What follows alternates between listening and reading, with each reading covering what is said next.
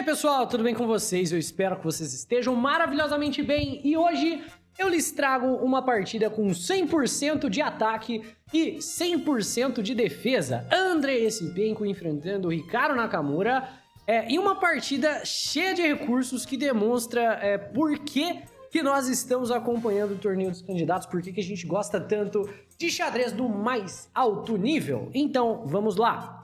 O Esipenko começa com peão em C4, uma inglesa. Temos E6, a defesa Agincourt.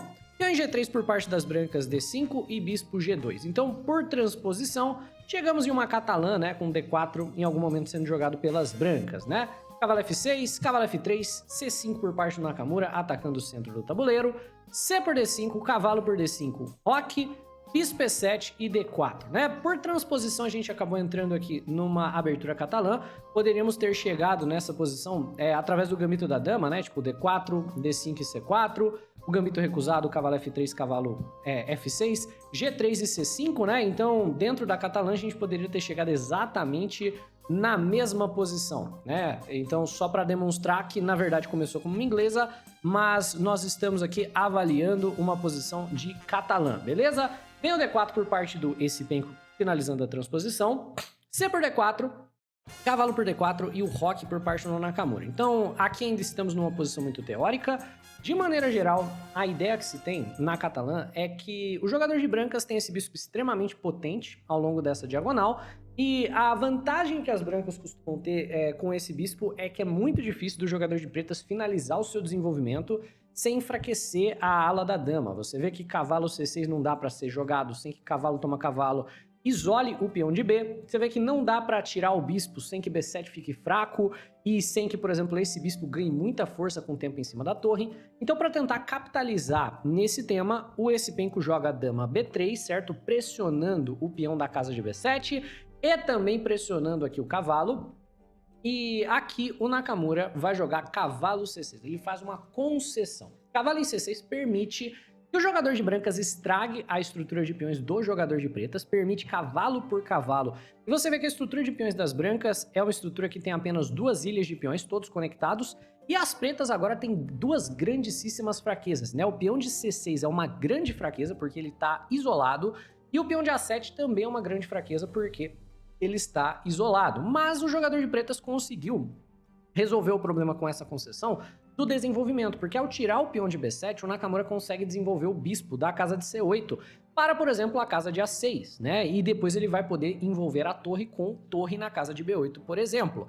E essa é uma linha teórica, e eu vi a review do Nakamura, ele disse que ele se lembrava mais ou menos dessa linha, por isso que ele estava demorando bastante para jogar. Você vê que o Naka e o Esipenko, na verdade, ambos estão aí com 1h30 no relógio, então os dois gastaram meia hora para chegar nessa posição, mesmo que ainda estejamos em uma posição conhecida e teórica. Mas agora o Esipenko joga o E4, chutando o cavalo dali, cavalinho F6, e nessa posição algumas coisas já haviam sido jogadas, mas principalmente torre D1 com tempo na dama, e o Esipenko decide que o que ele gostaria de jogar é peão em H3, que é um lance útil de maneira geral, evita bispo G4 depois que o E5 for jogado, que é um lance que as pretas em algum momento vão querer fazer. Evita cavalo G4 para você poder desenvolver o bispo para E3 sem que isso venha com uma perda de tempo, né? Vamos imaginar que você de brancas jogasse bispo E3, né? Cavalo G4 imediatamente é um lance muito útil por parte das pretas e ao mesmo tempo é um lance que vem com o tempo. Você não gostaria, é claro, de ter que movimentar esse bispo de novo e muito menos que o adversário capturasse em E3, deixando você com essa estrutura de peões toda zoada, ou que quando você capture de dama, né, o jogador de pretas tem a pressão em cima do peão de B2 com o tempo, com ideias de, por exemplo, torre B8. Por consequência, o H3 aqui do Esipenko, e é nessa posição que nós temos uma partida completamente nova.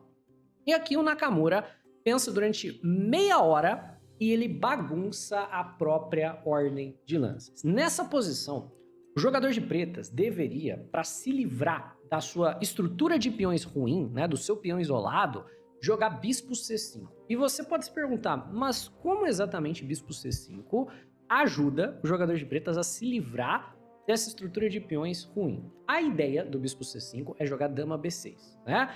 Então, se bispo E3 contestando o bispo, bispo toma, dama e dama B6 vem com tempo no peão de B2, e na dama, mais ou menos forçando o jogador de brancas ou a perder tempo jogando algo como dama em A3, que é possível, mas não é muito ideal, ou a trocar damas e consertar a estrutura, porque agora os peões estão conectados. E peões conectados são muito melhores porque eles se defendem, eles se ajudam, né? Então, por exemplo, se você jogar algo como torre C1, é tranquilo para o jogador de pretas talvez avançar C5 e se E5 plantar o cavalo em D5, por exemplo.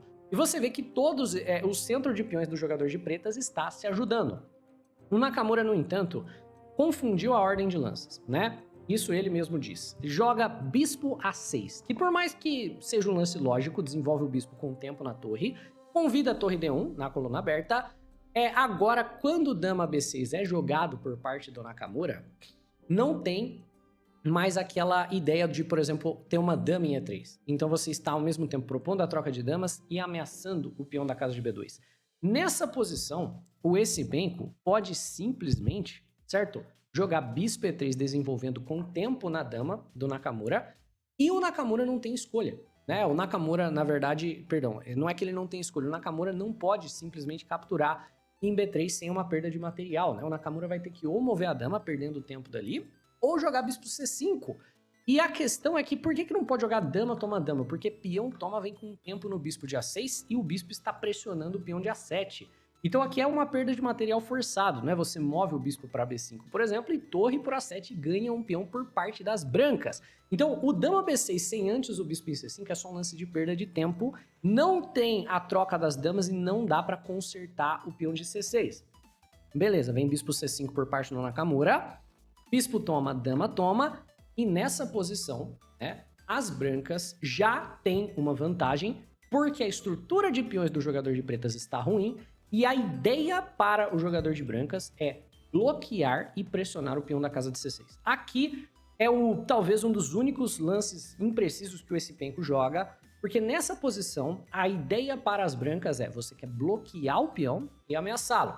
Cavalo C3 seria o lance, com o objetivo de jogar cavalo A4 e fazer o bloqueio na casa de C5. Aqui, o Nakamura especula, eu não sei porque eu não tive a visão do Essipenko da partida, que o Essipenko talvez não tenha jogado esse lance porque ele temia a torre B8 com tempo na dama. Mas torre B8 com tempo na dama, o próprio Nakamura disse que não seria um bom lance, porque as brancas podem jogar cavalo A4, lance intermediário, com tempo na dama do jogador de pretas. E claro, torre toma dama não funciona porque cavalo toma dama vem com um ataque duplo, né? Então torre por dama, cavalo por dama.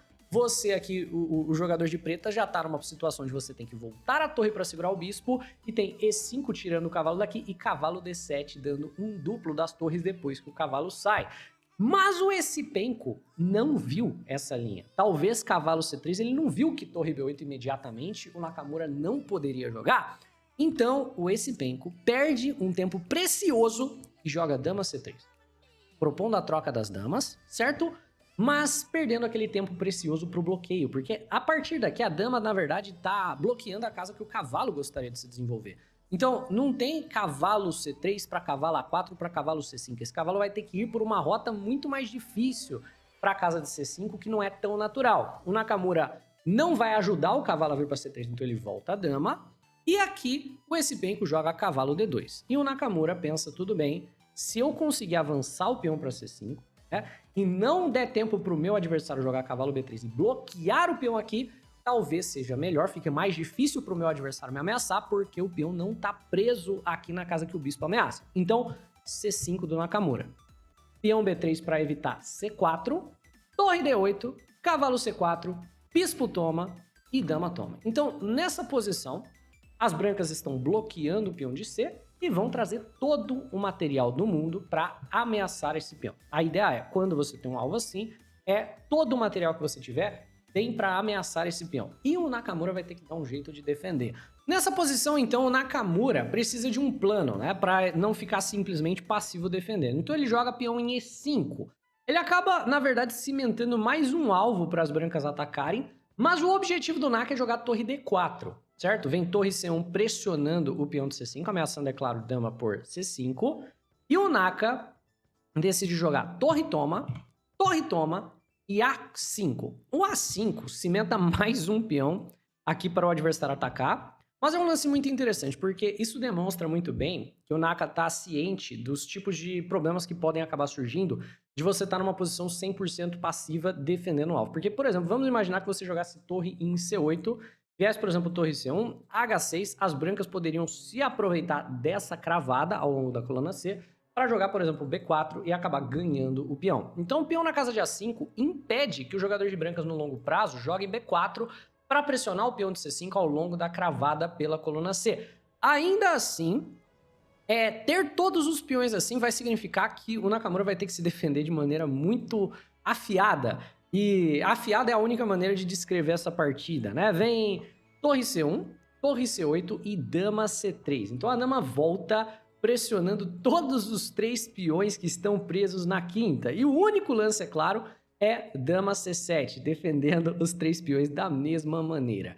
E o problema aqui da posição é que o S5 colocou o Naka numa Tsutsuvang, certo? O Nakamura tá numa posição onde nenhuma das peças dele pode se movimentar direito. Você vê que a dama precisa ficar exatamente em C7, porque se ela se movimenta para qualquer casa, pelo menos um dos outros peões cai. E a torre também tem que ficar em C8, porque senão o peão de C5 cai. Então esse penco vai capitalizar em cima disso, melhorando a própria posição e gerando ameaças. Ele joga peão em H4. Qual que é a intenção de peão em H4? Cara, jogar bispo H3. Pressionar a torre, você vê? E quando a torre sair, pelo menos um dos peões vai cair. Então, nessa posição, se coloque no lugar do Nakamura. Pretas jogam e só existe uma ideia para o jogador de pretas que segura. E essa ideia se sustenta numa tática. Veja se você consegue encontrar. A ideia aqui para o Nakamura é gerar um respiro para o seu rei. O Nakamura joga peão em H6, que é correto. Por que peão em H6? Peão em G6 também funcionaria e peão em H5 também funcionaria. Talvez G6 ou H5 fossem ainda mais precisos por serem maneiras mais ativas, que pegam mais espaço, mas o Naka certamente não queria gerar mais alvos na sua posição. Qual a ideia de você gerar um respiro para o rei e defender o peão do bispo em H3? Veja bem, bispo em H3, torre D8, parece que as brancas ganharam o peão, mas não é tão simples assim. Dama toma C5, leva torre D1. E de repente o jogador de brancas ou perde a dama ou perde a torre. Ou você toma a torre e perde a dama, ou você move o rei e perde a torre. Então o H6 por hora funciona, certo? Agora o S5 joga torre C2. Torre C2 é muito legal. É um lance muito interessante, porque o que o torre C2 está fazendo é tirando o torre D1. Então, teoricamente, ele está renovando aquela ameaça, certo? Então, a ideia agora é bispo H6, torre D8, dama para C5, não tem torre D1, pelo menos não ameaçando a torre, né? Então, você apenas jogaria rei em G2. Mas o Nakamura joga peão em G6, ainda não preocupado com a ideia do bispo em H3. Por quê? Porque o Nakamura tá vendo que quando essa torre sair para ir para C5 para capturar o peão, ela vai deixar a segunda fila livre para a torre dele invadir. Então a defesa do Nakamura está sendo totalmente tática e totalmente baseada num contra-ataque depois. A ideia aqui agora é que bispo em H3 levaria torre D8, dama por C5 levaria dama por C5, torre por C5 e a torre abandona a segunda fila. Significa que o Nakamura pode forçar o rei para a segunda fila para jogar depois torre D2, cravando o peão de F e forçando a vitória do material de volta. Porque depois de torre por A5 ele ganha um peão e vai ganhar mais um em F2.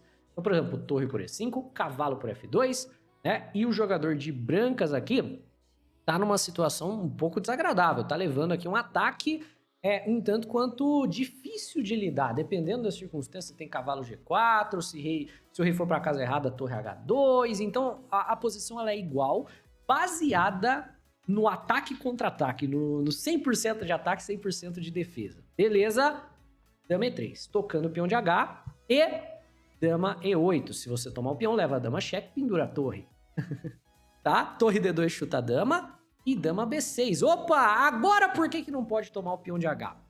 Agora se você toma o peão de H, o Nakamura se livra da fraqueza dele com C4 e o objetivo também é ameaçar o peão de E. Olha que loucura, se dama por H3, C4, por exemplo, o peão toma, a torre toma e tá caindo, na verdade, o peão de E. Tá caindo porque tem 2 ataques, mas tem um terceiro ataque, mesmo que você defenda, que é o dama B1. Então o jogador de pretas, na verdade, tem sempre um contra-jogo. Cara, é impressionante isso daqui. Para evitar o C4, né? Branca joga um bispo F1, então agora tem a ameaça em H6 e o Nakamura defende. Eu já teria perdido essa partida sei lá, umas 10 vezes jogando de brancas e também jogando de pretas. É impressionante o nível de recurso que os caras têm, né? De qualquer forma, A4 por parte das brancas, e o A4 das brancas simplesmente vai acabar falhando, né? Esse peão em A4 aqui do esse penco, ele abre mão completamente de toda a vantagem, porque ele permite para as pretas brigarem pela coluna D com torre C6 e a ameaça de jogar torre D6, talvez estabelecer uma torre na casa de D4, e curiosamente aqui as pretas talvez estejam brigando para ganhar, não brigando para empatar, né, mas brigando para ganhar, por uma vantagem, com pressão de longo prazo no peão de E, e esse bispo aqui é uma peça muito inferior ao cavalo, numa posição tão fechada. Então ele tenta torre C2 para não deixar a torre D6 ser jogado para pressionar C5, e por incrível que pareça, esse é o único lance aqui que talvez o Nakamura, se tivesse jogado, tivesse uma chance genuína de vencer o jogo, né? Ele poderia ter jogado torre D6 de qualquer forma. E torre por C5 seria uma tremenda gafe, por conta da ideia de cavalo G4, que toca a dama, e mais importante, o peão de F. Então, se dama C3, olha que massa, né? Torre C6, sacrifica a torre, claro, né? Não é um sacrifício que você pode aceitar por conta da cravada em cima de F2. Então, na verdade, tá ganhando a peça. O Nakamura, no entanto, estava com pouco tempo no relógio, então ele simplesmente fala, tudo bem, esse peão em C5 está sendo duplamente ameaçado, vejo uma oportunidade de trocá-lo. C4, né? Entrega o peão, força a troca das damas, mas o troca pelo peão de E. Se dama toma, o peão de E cai no final da linha, né? E aqui o psicológico já muda, porque o Nakamura sofreu a vida inteira por conta desse peão de C, né? O jogo inteirinho, a vida inteira não, né? Coitado, o jogo inteiro o Nakamura sofreu por conta desse peão de C, e agora finalmente lhe é ofertada uma situação na qual ele pode trocá-lo. Então ele o faz alegremente. Dama toma, torre toma, bispo por C4, cavalo por E4, e torre na casa de E2, chutando o cavalo dali. E claro, né, além de chutar o cavalo dali, também indo atrás do peão de E. F5 por parte do Nakamura, e nessa posição o esse penco vê uma oportunidade de ganhar dois peões, né? Se ele joga o F3, ele perde o peão de G, mas ele ganha tanto o peão de E quanto o peão de A. Então ele o faz. F3, cavalo por peão de G aqui, na verdade, seria completamente perdedor por conta da ideia do jogador de pretas, né, perder os dois peões e as brancas ficarem com os peões passados conectados na ala da dama. Então cavalo por G3 teria sido completamente horrendo, né? Torre por E5 aqui, ganharia depois o peão de A, por exemplo. Tendo em vista que não tem torre A6 no final da linha, então o Nakamura decide jogar cavalo D6, retornando o cavalo para tomar em C4, vem torre por E5, cavalo por C4, peão toma, torre B4, torre por A5 e torre por C4. Então, nesse momento, né, parece que nós chegamos num final onde é muito simples de empatar. Pelo menos se você já estudou um pouco de finais, né? Caso você conheça um pouquinho finais de torre, você vai saber que esses finais com o peão lateral passado, eles são finais que você, teoricamente, é para ganhar se você tiver a torre ativa. Então, por exemplo, se o jogador de brancas tivesse a torre em A1, o final estaria muito ganho. Ou em A3 ou em A2. Se a torre das brancas estivesse em qualquer uma dessas três casas atrás do peão, do lado certo do peão, o final tá muito ganho. Se você quer uma referência de como ganha esse final, dá uma olhada na partida do Alekhine contra a Capablanca, jogada em 1927, né? Que foi a partida que fez o Alekhine virar campeão mundial, né? Ele joga um final desses contra o Capablanca, acaba ganhando, e a gente, enfim, sabe que não é fácil, mas tá ganho. Com a torre do lado errado do peão, o problema é que, teoricamente, em alguma situação, principalmente se o peão for avançar até a sétima fila, a gente vai ter algo como, vamos imaginar que torre A8, né, torre cheque, rei G2 e torre A1, e as brancas vão simplesmente avançando o peão. Então, A5, né, vamos imaginar que o jogador de pretas apenas jogue H5, A6, vamos imaginar que o jogador de pretas jogue torre A4 e as brancas joguem A7, né? O jogador de brancas não tem maneira alguma de promover o peão. Esse final é muito conhecido. A ideia é que as brancas uma hora vão ter que tirar a torre daqui, quando tirar o peão cai. E você não tem nenhum truque como tirar a torre com cheque, a não ser que o jogador de pretas erre. Mas enquanto as pretas mantiverem o rei na sétima fileira, né, se o rei não pisar na sexta, não tem torre cheque. Se as pretas mantiverem o rei na sétima, não tem truque. E se as pretas também não caminharem na direção do peão, não tem truque. Porque, por exemplo, se rei F7, tem torre H8 para jogar a torre H7 caso você capture o peão. Mas contanto que o rei das pretas fique exatamente ou em G7 ou em H7, né? As brancas nunca têm como progredir. Porque mesmo que você traga o seu rei, né? Então vamos imaginar aqui uma situação onde eu vou apenas passar a vez aqui para as pretas várias vezes, mesmo que você traga o seu rei várias e várias vezes e defenda o peão, e agora você está ameaçando tirar a torre daqui para promover o peão, cheque. Vai ter que desgrudar do peão, vai ter que defender o peão. Ah, não, vou manter a defesa do peão. Cheque. Manter a defesa do peão. Cheque. Fugir. Voltei para a coluna A. Você vê, não há progresso a ser feito. Né? E a maior parte desses finais, se a torre está do lado errado do peão, os jogadores já sabem que é relativamente tranquilo de empatar. Todo final de jogo empata, já diria o Tahashi. Só que esse final, cara, é muito, muito difícil por conta da... basicamente, da má posição do rei do jogador de pretas e da ideia de que esse peão ainda não foi parar na série. Então a gente pode tentar trazer o rei, né? Torre A7 cheque, rei F6, e aqui as brancas jogam A5, que a máquina diz que é um erro, mas se você deixar para pensar, a máquina na verdade ia chegar à conclusão de que tanto faz, que tá empatado independente, né? Mas torre A6 talvez tenha mais chances de vitória, mas enfim, se você deixar a máquina pensar, ela vai dar 0-0 independente. Aqui ó, deu 0-0 independente, então o A5 não muda a circunstância. Mas vamos lá. Torre C3 toca o peão de F e F2 defende. Nessa posição, Hikaru Nakamura tem que encontrar um único recurso para empatar esse jogo. Só tem uma ideia que empata. Porque as brancas têm uma ideia mirabolante. Se você simplesmente jogar a torre A3, por exemplo, o jogador de brancas vai abandonar esses peões todos para ir atrás do peão de A. Então, por exemplo, se você jogar torre A3, né? As brancas vão jogar A6. Vamos imaginar que você jogue torre cheque, rei E3, né? Torre cheque, o jogador de brancas vai fazer uma manobrinha para ganhar tempo. Ao invés dele jogar rei D4 e pendurar o peão de cara, e ele só tá na coluna D, ele vai jogar rei E2, torre cheque, rei D3, torre cheque, e ele vai estar na coluna C quando o primeiro peão cai um lance mais perto do peão. Por que isso importa? Isso importa porque torre por F3, torre C7, torre por G3, peão avança, você está ameaçando promover, então tem que voltar. E as brancas têm uma manobra muito forte para não deixar você sacrificar a torre na dama. Ele vai jogar rei B5 e a ideia é torre cheque, torre A6. Cara, é de um grau de complexidade tão absurdo isso, mas de um grau de complexidade tão insano, né? E o Naka viu. O Naka joga torre cheque, rei E3, torre cheque. E, por exemplo, depois do, né, rei E2, se você joga torre A3, se você joga qualquer outra ideia, as brancas vão jogar o que a gente discutiu, né? Aqui, por exemplo, o jogador de brancos está completamente ganho. A6, torre cheque, rei E3, né? Torre cheque, perdão, né? Rei D3 seria melhor ainda, né? Torre cheque, rei C4, torre por peão, torre C7, torre aqui, A6. O Naka viu toda essa ideia. Então ele joga torre C2 cheque, rei D3, perdão, com tempo na torre, e a única ideia que segura é ir atrás do peão de F, é ir atrás do peão de G, torre G2, e agora essa mesma ideia das brancas, né, não funciona. E você vai ver, na verdade, esse penco tentando. Na verdade, ele tentaria se fosse o A6, viria torre por G3, né, rei C4, torre por F3, certo? Aquela ideia do torre C7 que a gente discutiu. Torre A3, A7, só que aqui a diferença é o jogador de pretas tem um trunfo. Rei B5, torre cheque, torre A6, todas essas ideias, mas eliminando o peão de G também, o jogador de pretas tem um trunfo do peão de F. F4, rei B5, tem o torre cheque e torre A6, mas F3.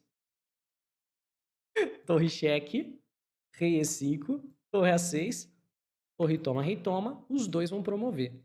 F2 promove.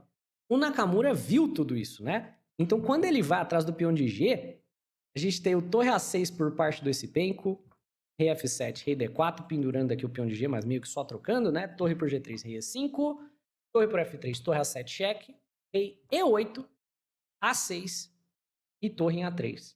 Seguido por rei E6 ameaçando mate, rei D8 do Nakamura, para não levar mate. E se você está se perguntando por que essa posição está empatada, como assim?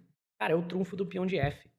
Aqui, o esse penco abandona, quer dizer, abandona não, né? Vem rei F6 e os dois concordam no empate. E se você não entendeu por que empatou até agora, se todos os peões do Nakamura estão caindo, a ideia é F4. Rei toma G6, F3, E eventualmente você vai ter que largar a mão do peão de A para ir atrás do peão de F, senão você vai perder. Torre F7 vai ser forçado, né? Torre por A6 cheque.